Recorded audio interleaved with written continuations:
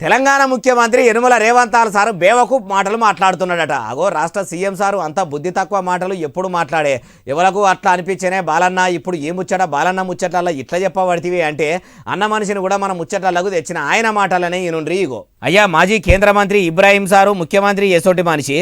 अरे रेड्डी क्या बेवकूफ हुआ क्या मेरा बाबा सलमान जो है टारगेट करके एक चीफ मिनिस्टर स्टेट का बोलता ఈయనరా బేవకూఫ్ అని ఇట్లా అంటుండు.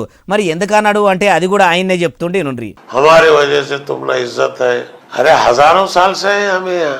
ताजमहल तुम्हारा भाव बंधाया था, लाल किला तुम्हारा चिच्चा बंधाया था. आज भी वो लाल किले के ऊपर खड़ के प्राइम मिनिस्टर तकरीर कर रहा. వీళ్ళ ఏళ్ళ బట్టి దేశంలో ముస్లింలు ఉన్నారు, వాళ్ళను పట్టుకొని కాంగ్రెస్ పార్టీ ఉండేపాటికే వాళ్ళకి ఇజ్జతు ఉంది అనుడు ఎంతవరకు కరెక్ట్? తాజ్ మహల్ ని నాయన కట్టిండా, ఎర్రకోట మిషన్ ఆయన కట్టిండా? కాంగ్రెస్ పార్టీ చేయంగానే ముస్లింలకు ఇజ్జతు ఉన్నదని అంటున్నామని ఇబ్రాహీం సార్ ఇట్లా అనుకొచ్చిండు. ఏమంటా ఉప ఎన్నికల ప్రచారంలో ముఖ్యమంత్రి యనుమల రేవంత్ సారు ముస్లింల ఇజ్జతు గురించి మాట్లాడిండో అప్పటి నుంచి ఇమాముల ఖాన్ నుంచి ఇట్లా కేంద్ర మాజీ మంత్రి ఇబ్రాహీం సార్ దాకా అందరూ అరుచుకుంటుర్రు.